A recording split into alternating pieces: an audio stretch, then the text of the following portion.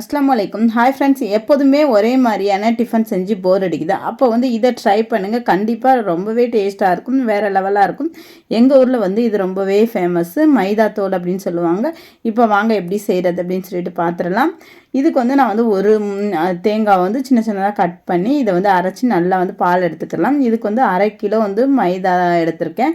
இது கொஞ்சம் அன்ஹெல்தி தான், இருந்தாலுமே டேஸ்ட் ரொம்ப நல்லாயிருக்கும். என்னைக்காவது ஒரு நாள் சாப்பிடலாம். உங்களுக்கு தேவை அப்படின்னா கோதுமையில் கூட நீங்கள் செஞ்சுக்கலாம். மைதா ஃபஸ்ட்டு நல்லா சலிச்சு எடுத்துக்கலாம். அதுக்கு ஒரு முட்டையை உடச்சி ஊற்றிக்கலாம். முட்டையை ஊற்றிட்டு நம்ம வச்சுருக்க தேங்காய் பாலை கொஞ்சம் கொஞ்சமாக எடுத்து இந்த மாதிரி விஸ்கை வச்சு நல்லாவே கட்டிப்படாமல் கலந்து எடுத்துக்கிறங்க. கொஞ்சம் கலக்கிறது சிரமமாக இருக்கும். நீங்கள் மிக்சியில் கூட அடித்து எடுத்துக்கிறலாம்.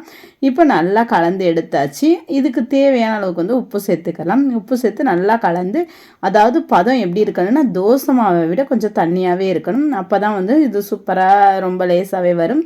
இது நான்ஸ்டிக் பேனில் செய்யும்போது நமக்கு கொஞ்சம் ஈஸியாக இருக்கும். ஒரு பேனை நல்லா காய வச்சு அதில் ஒரு கரண்டி அளவுக்கு மாவை ஊற்றிட்டு நல்லா ஃபுல்லாக சுற்றி விட்டுருங்க. நல்லா சுற்றி விட்டு ஒரு 2 நிமிஷம் அல்லது 3 நிமிஷத்தில் டக்குன்னே வெந்துடும். இது ரொம்ப டைம் எடுக்காது. சாப்பிட்றதுக்கும் ரொம்ப சூப்பராக இருக்கும். அப்படியே வாயில் வச்சா கரைஞ்சி போகிற மாதிரி இருக்கும். கண்டிப்பாக ட்ரை பண்ணிட்டு எப்படி இருந்துச்சுன்னு கமெண்ட்டில் ஷேர் பண்ணுங்கள்.